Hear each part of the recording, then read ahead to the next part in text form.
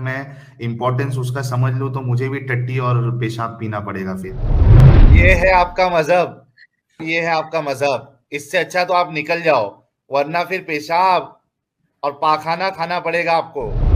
अस्सलामु अलैकुम वरहमतुल्लाहि वबरकातुहू। अल्हम्दुलिल्लाह वस्सलातु वस्सलाम अला रसूलिल्लाह व अला आलिहि वसहबिहि अजमईन, अम्मा बाद। इसकी बातों से तो आपको ऐसे समझ में आया होगा कि इस्लाम में मोहम्मद सल्लल्लाहु अलैहि वसल्लम की पेशाब पीना सिखाया गया है और पाखाना खाना सिखाया गया है। ये वीडियो देखने के बाद तो अभी आपको ऐसा लग रहा होगा जैसे कि इस्लाम में फर्ज है, यानी कंपलसरी है, जैसे कि इस्लाम के अरकान, पिलर्स में से है। आज मैं आपको एक सैंपल के तौर पर इस टॉपिक पर एक्सपोज करके बताना चाहता हूं कि ये लोग किस तरह अपनी ऑडियंस को बेवकूफ बनाते हैं। हकीकत यह है कि पेशाब पीने की हदीस ज़ईफ है, गैर साबितशुदा है। इस टॉपिक पर हर एक हदीस की पूरी डिटेल्स मैं आपको इस वीडियो में आगे बताऊंगा। पाखाना खाने के ताल्लुक से तो ज़ईफ हदीस भी नहीं है, इरादे के बारे में एक हदीस है जो ज़ईफ है। मेरा चैलेंज है कि कोई भी सही हदीस पेश करो कि नबी सल्लल्लाहु अलैहि वसल्लम के सहाबा, कंपेनियंस मोहम्मद सल्लल्लाहु अलैहि वसल्लम की पेशाब पिया करते थे, पेश करो, और उनकी पाखाना खाया करते थे, पेश करो। और अगर नहीं है तो पब्लिक स्टेटमेंट दो कि आपके पास कोई सही हदीस नहीं है और अपोलोजाइज करो। इस्लाम में तहारत, सफाई की बहुत इंपॉर्टेंस है। नमाज में जिस्म पर, कपड़ों पर और नमाज की जगह पर कोई भी नजासत यानी कि गंदगी नहीं होनी चाहिए। अगर आप उस गंदगी, नजासत की लिस्ट देखो इस्लाम में, तो बिल्कुल टॉप पर आपको पेशाब और पाखाना मिलेगा। और जो चीज गंदगी है, नजासत है, वो खाने के लिए हराम है इस्लाम में। सही हदीस में आता है कि मोहम्मद सल्लल्लाहु अलैहि वसल्लम जब भी टॉयलेट के लिए जाया करते थे तो अपने साथ में पानी का टम्बलर, इदावतु मिन माइन यानी अस्तंजी बी, पानी का टम्बलर ले जाते, जिससे वो अपने आप को साफ किया करते थे। आप बताओ, साबित शुदा प्रूवन चीजों को छोड़कर अनप्रूवन स्टेटमेंट्स के बेसिस पर इतनी बड़ी शख्सियत के ऊपर इस तरह से एतराज उठाना, क्या यह सही है? यह बात हमारे क्रिश्चियन भाई बहुत अच्छी तरह से समझ सकते हैं।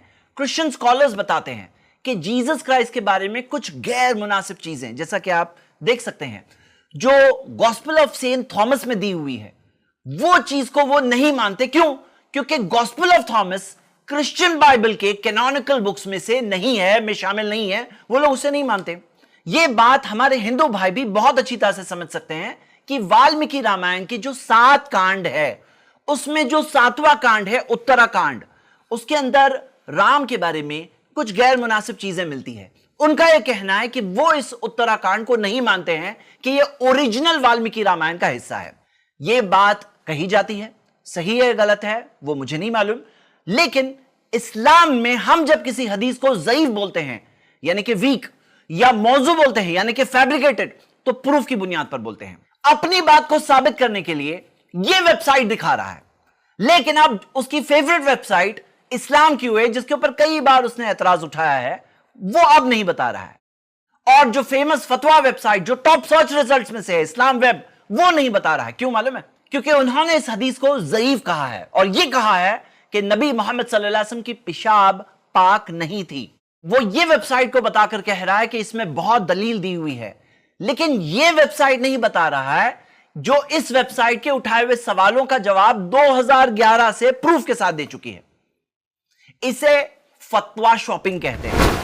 आप बताओ कि एक ग्रुप की गलत राय को इस्लाम की टीचिंग के तौर पर पेश करना कैसा है?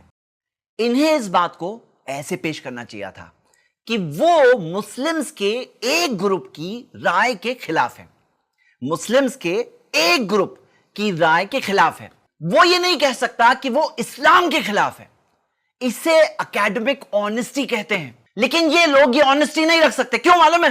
क्योंकि उनका पूरा नैरेटिव कोलैप्स हो जाएगा कि इस्लाम गलत है। अब क्या होगा कि वो मुसलमानों के एक ग्रुप की राय के खिलाफ है। एक मिसाल से समझते हैं। एक ग्रुप है, उनकी वेबसाइट भी है, द फ्लैट अर्थ सोसाइटी, जो अपनी journals, research papers, pseudo scientific research, theories वगैरह के जरिए यह साबित करता है कि दुनिया चपटी है। अब अगर कोई इनकी मिसाल को देकर अपने फॉलोअर्स को कहे कि इससे साबित होता है कि साइंस गलत है, तो आप क्या कहोगे? आप ही कहोगे कि यह शख्स अपनी ऑडियंस को बेवकूफ बना रहा है। क्यों? एक ग्रुप की राय को साइंस की राय पेश करके साइंस को रिफ्यूट करना, यह तो ऑनेस्टी नहीं है ना। अगर ये लोग इस्लाम के दुश्मन अपनी दुश्मनी में भी ईमानदारी रखें तो जो टॉपिक्स में इन्हें इख्तिलाफ है उनकी दुकान का 1/3 स्टॉक, 1/3 स्टॉक खाली हो जाएगा। और ये रूल अगर वो बनाए कि ज़ईफ और मौजू हदीस, झूठी और फेक बातों को बुनियाद बनाकर इस्लाम पे एतराज नहीं उठाएंगे तो उनकी दुकान का और 1/3 स्टॉक खाली हो जाएगा। और जो बाकी 1/3 बचेगा, जेन्युइन सवाल, उनका हम लोग जवाब देंगे इंशाअल्लाह। लेकिन बेवकूफी यहां खत्म नहीं होती है, आगे देखिए। As some of our wise men say, is the water of paradise. यानी जितने लोग जन्नत में जाएंगे मुसलमान, तो आपको जो पानी मिलेगा वो मोहम्मद साहब के का असल में वो पेशाब मुबारक होगा। यार जहन्नम में कम से कम ये पेशाब तो नहीं मिलेगा ना जुबैर साहब, पेशाब तो नहीं मिलेगा। आग एक बार झेल लेंगे यार, लेकिन ये पेशाब कौन पिएगा आप बताओ। आप देखिए किस तरह अपने फॉलोअर्स को बेवकूफ बनाते हैं ये लोग। पहले तो ये बात किसी सही हदीस में नहीं है। ये कहां दिया हुआ है कि जन्नत में मोहम्मद सल्लल्लाहु अलैहि वसल्लम की पेशाब पिलाई जाएगी? कहां दिया हुआ है? कहां दिया? चैलेंज है उनके लिए, लाओ लाओ, या तो अपॉलोजाइज करो या तो माफी मांगो। अब आइए देखते हैं इन सब हदीसों की एनालिसिस बताने से पहले मैं आपको एक बात बता देना चाहता हूं। ये लोग कहते हैं कि कोई तो इस्लामिक स्कॉलर है जिसने इस हदीस को मोतबर कहा है, रिलायबल कहा है, तो इस वजह से वो क्या कहते हैं कि हमें दोष नहीं दे सकते हैं, हम तो स्कॉलर को कोट कर रहे हैं। ये तो ऐसी मिसाल है जैसे डॉक्टर ऑपरेशन करता है, किसी पेशेंट की डेथ भी हो जाती है, डॉक्टर ने बेस्ट कोशिश की, इस वजह से उसे सजा नहीं दी जाती। इसे देखकर कोई डाकू जिसने मर्डर किया है वो कहता है वो डॉक्टर को सजा नहीं दी ना, इसलिए मुझे सजा नहीं दे सकते। हम इन इस्लाम के दुश्मनों से कहते हैं तुम इस्लाम को अटैक करने आए हो ना, तुम्हारे पास तो प्रूफ होना जरूरी है, जरूरी है तुम्हारे पास प्रूफ होना। हमारे स्कॉलर्स अगर मिस्टेक करते हैं ना तो हम उनके साथ दलाइल शेयर करते हैं, वो एक्सेप्ट भी करते हैं, अपना ओपिनियन चेंज भी करते हैं। ये हमारा इंटरनल इशू है। जब तुम अटैक करने आए हो तो तुम्हारे पास इस्लाम को अटैक करने के लिए ठोस प्रूफ होना चाहिए, और प्रूफ नहीं है तो अपॉलोजाइज करना होगा। मैं प्रूफ दे रहा हूं, हदीस को क्यों ज़ईफ है प्रूफ दे रहा हूं। आइए पहली हदीस से शुरू करते हैं। इस पहली हदीस में आया है कि उम्मे ऐमन ने गलती से मोहम्मद सल्लल्लाहु अलैहि वसल्लम की पेशाब पी ली और मोहम्मद सल्लल्लाहु अलैहि वसल्लम ने फरमाया कि तुम्हारे पेट में कभी दर्द नहीं होगा। लेकिन यह रिवायत मुनक़ते है, ज़ईफ है। इसकी सनद में रावी मिसिंग है, सनद में ब्रेक है। हुसैन बिन हुरैस जो रावी है, इमाम इब्न हजर कहते हैं कि यह 10वें तबके का रावी है, 12 तबकों में से 10वें तबके का रावी है। आप देखेंगे कि तबे ताबईन के बाद के जमाने का रावी है, और वो बयान कर रहे हैं याला बिन अता जो ताबई है, और जो 10वें तबके के रावी है उनकी ताबईन से मुलाकात ही नहीं हुई, यानी कि कम से कम एक रावी मिसिंग है। और रावी जब मिसिंग है तो यह बात साबित नहीं होती है चेन बहुत मजबूत हो लेकिन बीच में से टूटी हुई है, पानी का पाइप बहुत अच्छा लगा हुआ है लेकिन बीच में कनेक्शन टूटा हुआ है, इलेक्ट्रिक वायर बहुत अच्छी क्वालिटी का है लेकिन बीच में कनेक्शन कट है, तो क्या करंट पहुंचेगा या पानी पहुंचेगा? समझने की बात है, यह चीज साबित शुदा नहीं है। यह सेम बात इस दूसरी हदीस में भी दी हुई है, लेकिन यह हदीस सख्त ज़ईफ है क्योंकि इसकी सनद में एक मतरूक रावी है। मुहद्दिसीन ने इस रावी की हदीसों को तर्क कर दिया था, यानी कि छोड़ दिया था। यह तीसरी हदीस देखिए। इस हदीस में आता है कि प्रॉफेट मोहम्मद सल्लल्लाहु अलैहि वसल्लम ने उस बांदी से कहा कि लक़द इह्तज़रत मिनन नारि बिहिज़ारिन, यह पेशाब तुम्हारे लिए जहन्नम की आग से ढाल होगी। शेख अलबानी कहते हैं कि यह जो आखिरी हिस्सा है इस हदीस का, यह शाज़ है, और यह रिवायत जो मुसन्नफ अब्दुल रज़्ज़ाक़ में आती है इब्न जुरैज से, वो हदीस मुरसल है, मतलब कि एक आखिरी हिस्सा ज़ईफ है, गैर साबित शुदा है। यानी कि मोहम्मद सल्लल्लाहु अलैहि वसल्लम से उनके पेशाब पीने के ताल्लुक से कोई फजीलत साबित नहीं है। ऊपर का हिस्सा अगर सही भी हो तो बांदी ने वो गलती से पिया, वो बेड पैन जैसा मामला था, उसने गलती से पिया और गलती इस्लाम के अंदर माफ है। लेकिन इस बारे में दलील की रोशनी में अगर आप सही बात जानना चाहते हैं तो शेख शोएब अर्नौत ने अबू दाऊद की अपनी चेकिंग में बताया है कि इस हदीस का जो शुरू का हिस्सा है वो भी साबित नहीं है, यानी कि पूरी की पूरी हदीस ज़ईफ है।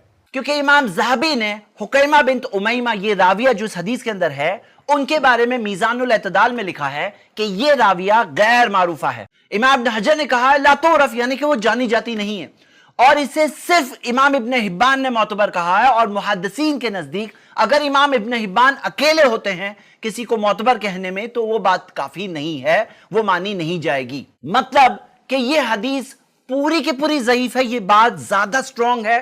फिर भी अगर कोई आर्ग्यू करता है कि नहीं, तो शेख अलबानी का जो व्यू है کہ لاسٹ لائن جس میں فضیلت آئی ہے وہ ضعیف ہے، وہ بھی ایک ویو ہے۔ جس کسی طرح سے آپ دیکھو، پیشاب پینے کی کوئی فضیلت ثابت نہیں ہوتی، پیشاب پینے کے تعلق سے کوئی بات یہاں نہیں ملتی۔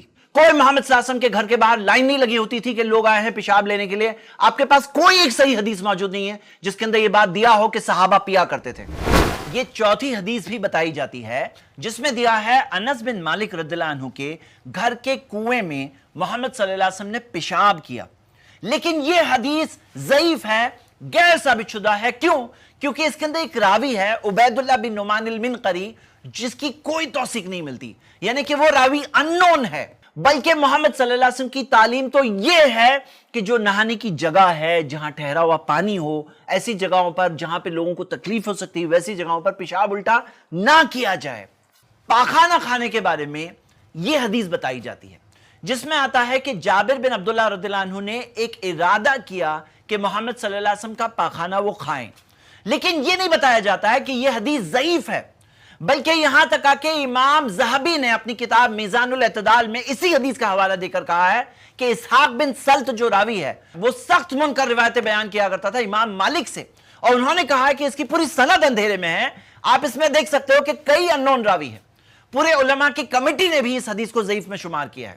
آخر میں ایک سوال میرے ذہن میں آ رہا ہے کہ یہ سب باتیں اتنی سمپل ہے، جو باتیں میں نے کہی یہ کوئی بہت بڑے جینیس کو سمجھ میں آئے گی ایسا نہیں ہے، بہت سمپل سی باتیں ہیں۔ یہ لوگوں کو یہ باتیں کیوں نہیں پتا ہے؟ یہ لوگوں کو یہ باتیں سمجھ میں کیوں نہیں آتی ہے؟ تو حقیقت تو یہ ہے کہ ان کی آنکھیں اندھی نہیں ہیں، ان کے دل جیسے کہ اندھے ہو جاتے ہیں ان کے اس تعصب اور اس نفرت کی وجہ سے۔ میں لوگوں سے اپیل کرتا ہوں کہ ہم سب کو انصاف سے کام لینا چاہیے، ہم سب کو سچائی کی تلاش کرنی چاہیے، جو سچ ہے اور صحیح بات ہے اسے قبول بھی کرنا چاہیے۔ میں آپ سے ریکویسٹ کرتا ہوں یہ اندھی نفرت کو ختم کریے، آئیے ہم سب سچی بات کو دیکھ کر اسے قبول کریں۔ شکریہ، السلام علیکم ورحمۃ اللہ۔